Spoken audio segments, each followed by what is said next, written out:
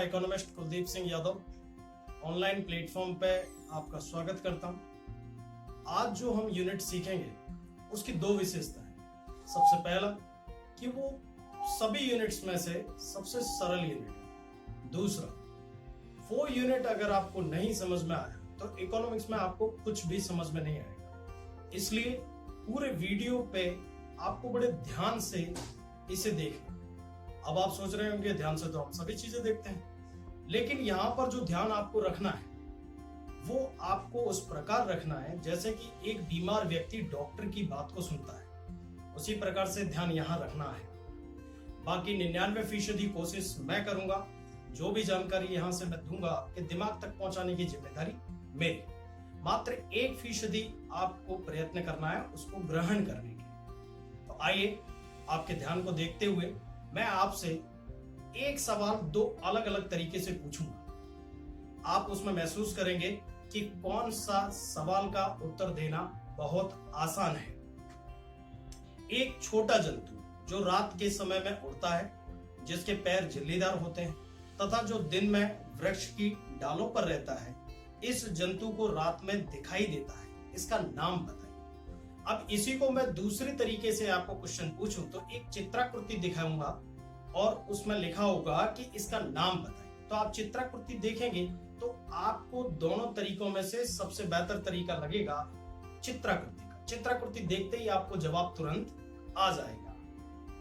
उसी बेस पर हमारा आज का यूनिट है अर्थशास्त्र में आलेख, जो बहुत इंपॉर्टेंट है। अगर ये समझ में आ गया तो समझ लीजिएगा आधा इकोनॉमिक्स का खेल आपको समझ में आ गया। अगर वेटेज की दृष्टि से अगर देखें तो अर्थशास्त्र में 100 नंबर के पेपर में से 8 नंबर इसमें से आपको क्वेश्चंस मिल जाएंगे, जो कि बी सी डी के क्वेश्चंस आपको प्राप्त होंगे।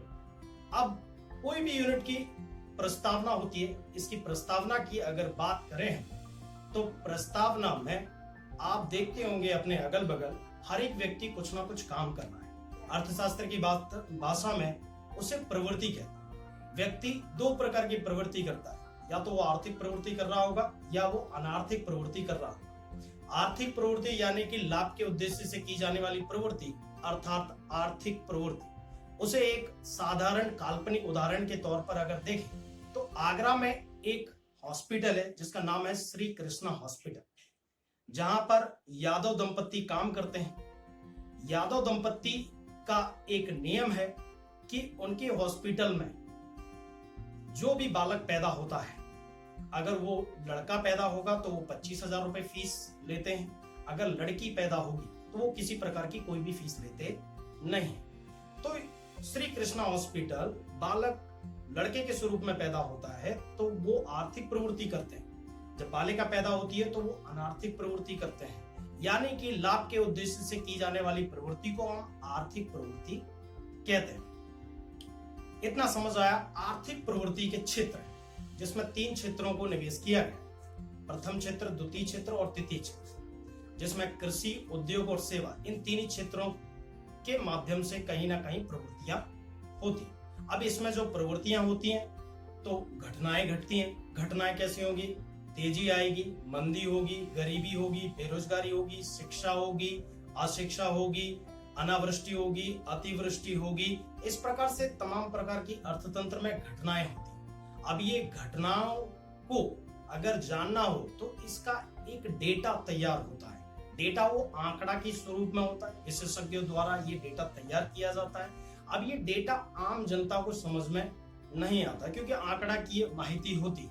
अब आंकड़ा की माहिती को आपको सरल तरीके से समझाने के लिए उसका विश्लेषण किया जाता है। विश्लेषण करने के बाद आपको समझ आ सके इसलिए उसे चित्र में प्रदर्शित किया जाता है। जो चित्र में जो प्रदर्शित किया जाता है वो 2 प्रकार से होता है, या तो वो आकृति के माध्यम से होगा या वो आलेख के माध्यम से होगा। तो हम प्रस्तावना में एक दूरी लाइन से फिर से देख लेते हैं कि अर्थतंत्र में आर्थिक प्रवृत्ति होती है। आर्थिक प्रवृत्ति की वजह से घटनाएं होती है। घटनाओं में आंकड़ा की माहिती प्राप्त की जाती है, फिर उसका विश्लेषण होता है विशेषज्ञों द्वारा, वो आम जनता तक समझ में आ सके इसलिए उसे आकृति या आलेख के माध्यम से प्रदर्शित किया जाता है। अब हम देखेंगे आलेख। तो आलेख में आलेख और आकृति दोनों सगे भाई की तरीके से जुड़वा है। देखने में आपको अंतर समझ नहीं आएगा, सामान्य लोगों की भाषा में तो आकृति और आलेख एक ही होता है, लेकिन अर्थशास्त्र में इन दोनों में अंतर है, इन दोनों का उपयोग अंतर है और ये दोनों चीजें अलग अलग हैं। अगर आकृति की परिभाषा की बात करें तो सामान्य रूप से अवलोकित स्पष्ट जानकारी का चित्र द्वारा प्रस्तुति को आकृति कहते हैं। फिर से समझिए, सामान्य रूप से अवलोकित जानकारी का चित्र द्वारा प्रस्तुति को आकृति कहते हैं। अब इसमें किन बातों का समावेश किया जाता है वो हम देखें तो सबसे पहला इसमें स्केल माप लिया जाता है। जानकारी पहले से स्वयं स्पष्ट होती है, जानकारी असतत होती है, आंकड़ा शास्त्र के ज्ञान की ज्यादा आवश्यकता नहीं है। खास ये ध्यान रखिएगा, ये मेजर पॉइंट है कि आंकड़ा शास्त्र के ज्ञान की ज्यादा आवश्यकता नहीं है। ना के बराबर आपको आंकड़ा शास्त्र नहीं भी आता तो भी आप आकृति को बना सकते हैं, समझ सकते हैं और समझा सकते हैं। और इसका उपयोग सरकारी संस्थाओं में किया जाता है, विज्ञापन करती कंपनियां करती हैं, जानकारी को रोचक व आकर्षक बनाने के लिए इसका उपयोग किया जाता है। अब हम इसी का दूसरा जो भाग है आलेख की बात करें तो आलेख में सामान्य रूप से अवलोकित अस्पष्ट, हमने आलेख में देखा था, आकृति में देखा था कि उसमें जानकारी स्पष्ट थी, यहाँ पर जानकारी अस्पष्ट है। सामान्य रूप से अवलोकित अस्पष्ट जानकारी का चित्र द्वारा प्रस्तुति को आलेख कहते हैं। अब इसमें जो मुख्य बातों का समावेश किया जाता है, इसमें निश्चित स्केल माप लिया जाता है। इसमें जो स्केल माप लिया जाता है वो निश्चित होता है। जानकारी स्वयं स्पष्ट नहीं होती, इसमें जानकारी स्वयं स्पष्ट नहीं होती। जानकारी सतत होती है, संलग्न आती है, वर्गाकार के आधार पे आती है। आंकड़ा शास्त्र का ज्ञान होना जरूरी है। आलेख बनाते समय अगर आपको आंकड़ा शास्त्र का ज्ञान नहीं है तो आप ना ही आलेख को बना सकते हैं, ना ही समझा सकते हैं, ना ही समझ सकते हैं। और इसका उपयोग संशोधनकार करते हैं, जो एनालिसिस से हैं, बड़े बड़े विशेषज्ञ हैं। सरकारी संस्थाओं में इसका उपयोग किया जाता है। इसका उपयोग सामाजिक संस्थाएं करती हैं जो बड़ी पढ़ाई कर रहे हैं, जैसे पीएचडी लेवल की पढ़ाई कर रहे हैं, उनके उपयोग में आलेख को लिया जाता है। अब हमने आकृति और आलेख को देखा, अब इसकी तुलना करेंगे हम। तुलना में जो मेजर पॉइंट्स हैं आपको अलग अलग रेड करके बता दिए जाएंगे, आप उस पर खास फोकस करिएगा। आकृति और आलेख अगर परिभाषा के तौर पर अगर इसे देखें तो दोनों की परिभाषाओं में मेजर अंतर स्पष्टता का है। सामान्य रूप से अवलोकित स्पष्ट जानकारी ये हो गई आकृति, सामान्य रूप से अवलोकित अस्पष्ट जानकारी ये हो गया आलेख। एक में स्पष्टता है, एक में स्पष्टता नहीं है। अब बात करते हैं स्केल माप की। स्केल माप एक में लिया जाता है, रैंडमली स्केल माप चलता है आलेख में, आकृति में, और आलेख में एक निश्चित स्केल माप लिया जाता है। जानकारी स्वयं स्पष्ट होती है आकृति में, आलेख में जानकारी स्वयं स्पष्ट नहीं होती है। आंकड़ा शास्त्र का ज्ञान आकृति में जरूरत नहीं है, आलेख में आंकड़ा शास्त्र का ज्ञान होना बहुत जरूरी है। उपयोगिता की अगर बात करें तो सरकारी संस्थाएं, विज्ञापन करती कंपनियां, आकर्षण पैदा करने के लिए, जानकारी को रोचक बनाने के लिए इसका उपयोग किया जाता है। आलेख में भी इसी प्रकार के संशोधन करती कंपनियां, जो विशेषज्ञ हैं, जो जानकारी संस्थाओं के माध्यम से आम लोगों तक पहुंचनी है, वो आलेख का उपयोग करते हैं। अब हम बात करेंगे आकृति और आलेख का महत्व। अर्थशास्त्र में आकृति और आलेख बहुत महत्वपूर्ण भूमिका निभाते हैं, जिसकी वजह से अर्थशास्त्र बहुत ही सरल हो जाता है आम जनता के लिए। जिसमें मैंने मुद्दे के आधार पर लिखा है, आपको समझने में और आपको याद करने में बहुत आसानी होगी। जिसमें सबसे पहला मुद्दा है अध्ययन सरल और स्पष्ट बनता है। आकृति की वजह से अध्ययन बहुत ही सरल हो जाता है और आलेख की वजह से वो बहुत ज्यादा स्पष्ट हो जाता है। रुझानों की अगर बात करें तो अर्थशास्त्र में आए हुए कई तत्वों के अलग अलग वर्षों के रुझानों को सरलता से समझा जा सकता है।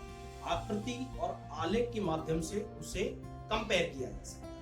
अर्थतंत्र में परिवर्तन, अर्थतंत्र में बहुत सारे परिवर्तन आते हैं। उत्पादन के 3 क्षेत्र हैं जो हमने आगे भी बात किया है, उद्योग, कृषि और सेवा, जिसमें आए हुए परिवर्तनों को हम जान सकते हैं। सरलता पूर्वक तुलना, अर्थतंत्र में वर्ग, प्रदेश, क्षेत्र व समय अवधि के बीच तुलना करना और सरल हो जाता है। एक दूसरे की जानकारी को समझना सरल हो जाता है। अर्थशास्त्र में बहुत सारे सिद्धांत बहुत ही ज्यादा कठिन थ्योरी के स्वरूप में अगर उन्हें समझा जाए तो आपकी जानकारी से बाहर हो जाएंगे। आकृति और आलेख के माध्यम से उन्हें समझा जाए तो समझने वाले के लिए और समझाने वाले के लिए, दोनों के लिए समय और शक्ति की बचत हो जाती है। अब कठिन सिद्धांत, अर्थशास्त्र में बहुत सारे कठिन सिद्धांत हैं, जैसे मांग के नियम में आते हैं, पूर्ति के नियम में आते हैं, मांग का और पूर्ति का विस्तार और संकुचन, मूल्य सापेक्षता, ऐसे बहुत सारे सिद्धांत जो आकृति और आलेख के माध्यम से बहुत ही सरलता से, आसानी से समझाए जा सकते हैं। तो मेन हाईलाइटेड जो पॉइंट है, आकृति और आलेख का महत्व, अध्ययन सरल स्पष्ट, रुझान, अर्थतंत्र में परिवर्तन, सरलता पूर्वक तुलना, समय शक्ति की बचत, कठिन सिद्धांतों की जानकारी। इस प्रकार से आप इसको याद कर लें। अब हम सीखेंगे आकृति और आलेख बनाते समय किन बातों का ध्यान रखना चाहिए। आकृति और आलेख बनाते समय किन बातों का ध्यान रखें, उसमें 6 मुख्य मुद्दे दिए गए, जिसमें सबसे पहला आकृति और आलेख के प्रकार की पसंदगी और प्रस्तुतिकरण, दूसरा स्पष्टता, तीसरा निश्चित स्केल माप, चौथा चित्र या आलेख के दोनों अक्षों पर विवरण स्पष्ट दर्शाइए, पांचवा सांख्यिकीय जानकारी का स्रोत, छठा सांख्यिकीय जानकारी गणना करने की रीति दर्शाइए। इस प्रकार 6 मुद्दों पर आपको चर्चा करना है। आकृति व आलेख बनाते समय पसंदगी वाला जो मुद्दा है वो खास आपको देखना है कि कौन सी जानकारी कौन से आकृति के लिए बेहतर बैठे। जैसे कि कई बार आप कपड़े खरीदने जाते हैं तो आप पैंट कलर का जिसका भी लेते हैं, फिर उसी आधार पर आप शर्ट भी खरीदी करते हैं। तो यहाँ पर भी जो भी जानकारी आपको प्राप्त होगी उसमें कौन सी आकृति के लिए बेहतर होगा। जैसे बहुत सारी जानकारियां प्राप्त होती हैं, वो स्तंभाकृति, विभक्त स्तंभाकृति और वृत्तांश आकृति दोनों तरीके से बनाई जा सकती है। लेकिन अब आपको निश्चित करना होगा कि जानकारी किस तरीके से बनाया जाए तो ज्यादा प्रभावकारी हो सके, समझने में आसानी हो सके, समझाने में आसानी हो सके। दूसरा जो मुद्दा है स्पष्टता का, चित्र का प्रस्तुतिकरण करते समय स्पष्ट व स्वच्छ होना चाहिए। बोर्ड में अभी तो रंग नहीं भर सकते, लेकिन जैसे कि यहाँ पर बताया जाता है कि आप किताब में आपके में लिखा होगा कि उसमें आपको रंग भरना है, चित्रकृति बनाते समय आपको रंग भरना है। लेकिन यहाँ बोर्ड की एग्जाम में आपने रंगदारी नहीं कर सकते, उसमें रंग नहीं भर सकते, इसलिए आप मत भरिएगा, बाकी स्पष्ट और स्वच्छ बनाइएगा। तीसरा जो मुद्दा है अपना निश्चित स्केल माप, संख्या के आधार पर आकृति या आलेख का स्केल माप लेना चाहिए जिसमें चित्र उचित आकार का बने।